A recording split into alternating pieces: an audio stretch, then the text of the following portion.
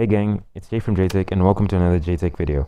In the 6th episode of JTech Decoded, we'll be looking at the rise of Tecno, Itel and Infinix smartphones in Zambia under the Transsion Holdings umbrella.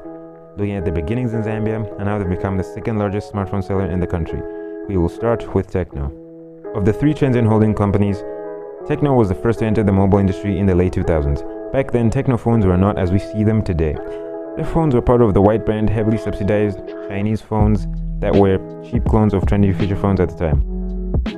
Tecno phones had a bad reputation for being gigantic, overly loud phones with huge batteries and shiny plastic that made them popular in Zambia due to a growing user base that couldn't afford high-end phones from Nokia, Motorola, Samsung and LG. It wasn't until the early 2010s, however, that Tecno began producing original smartphones and tablets. Phones like the Tecno Phantom Z in 2013 were early attempts by the company to shed its cheap clone phone image in Zambia. And while this phone sold well enough, it did not disrupt the booming Zambian smartphone market that Samsung and Huawei dominated in the first 5 years of the 2010s. In 2015, Tecno introduced its Camon series phones to the Zambian market. These were camera and youth-centered smartphones that offered similar features to Samsung and Huawei's phones for a fraction of the price. This caused a large number of people to buy into the Tecno ecosystem and introduced a marketing frenzy that made people forget the origins of Tecno in Zambia. And from this point onward, Tecno became a massive player in the Zambian smartphone market without the need to partner up with any of the big three mobile service providers MTN, Airtel, and Zamtel. Several series from Tecno include the Phantom series, which is Tecno's flagship brand, although not so much these days, the Camon series, which is the mid-range youth-inspired series and their most popular phone brand to date, the Spark series, which is the budget series, and the Tecno Polvor series, which is the entry-level series for cheaper, less high-spec smartphones with great battery life. Tecno today still produces feature phones and accessories that maintain an ecosystem for their loyal customers, with sales promotions and advertising that can be seen all over Zambia's capital, Lusaka. Itel phones came to Zambia during the early smartphone boom of the 2010s, but positioned themselves as an entry-level competitor by producing feature phones and non-smart touchscreen phones for really low prices. Itel in 2014 then branched into the smartphone market by selling really low-spec, low-price smartphones and tablets that had a tendency of being slow and laggy, a reputation that has not left Itel since.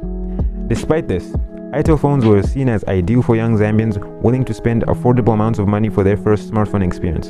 And while Samsung, Huawei, HTC, and even Tecno began to upsell customers, Itel maintained its market focus to cater towards the entry level, and it still adopts this strategy today. Brands like the Vision series have made Itel a household name. Alongside their feature phones, Itel have maintained a grip on the entry-level market with targeted advertising and expansion into other brands like producing televisions and tablets. The last Transsion phone company and a late entrant into the Zambian market, Infinix's introduction was a no-nonsense, high-end focused brand that didn't need to produce feature phones or low-priced alternative smartphones or tablets to penetrate the market. They came in 2015 and set out on being a more refined, business-centered brand that focused on high-end and mid-range smartphones like the Zero series and the Hot or Hot S series that sought to compete with Huawei and Samsung's mid-range offerings. Over the last 3 years, however, Infinix has adopted similar strategies to Tecno by catering to all ends of the market, including the Smart series, which is a cheaper offering from all of their other brands, and has streamlined their Hot and Hot S series to become a singular Infinix Hot series, which is their most popular brand to date. These three companies have revolutionized the smartphone industry in Zambia by catering to the wide spectrum of prices, making it easier and affordable for anyone in Zambia to get a good quality smartphone.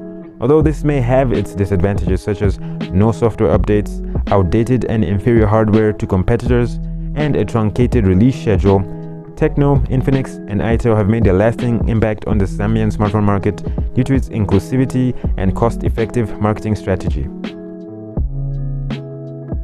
Although rising competition from Xiaomi, Apple's growing relevance, and Samsung improving their mid-range A-series phones, Transsion Holdings still have a strong grip on the Zambian market due to their increased niche focus on markets and have taken advantage of Huawei's Android ban by increasing their offerings in the country, which will see them unchallenged for a long time to come. Outside of smartphones and tablets, Transsion Holdings have other companies like Oremo that produce smartphone accessories and Cynix television. But Tecno, Itel, and Infinix are the main companies that have had a huge impact in the Zambian market when it comes to consumer tech. Well, that's the end of the episode. Tell me what you think about Transsion Holdings and their phones in Zambia. This is my very first Decoded video in a very long time. I have been planning on doing this video for a while, so this is why I took a bit of time off. I'm going to explain in a separate video why I took a bit of time off, but it's good to be back doing YouTube again. And yeah guys, thank you so much for watching this video. Remember, if you like this video, hit the like button. If you want to see more videos like this, hit the subscribe button. It's been Jay from JTech. Talk to you guys next time.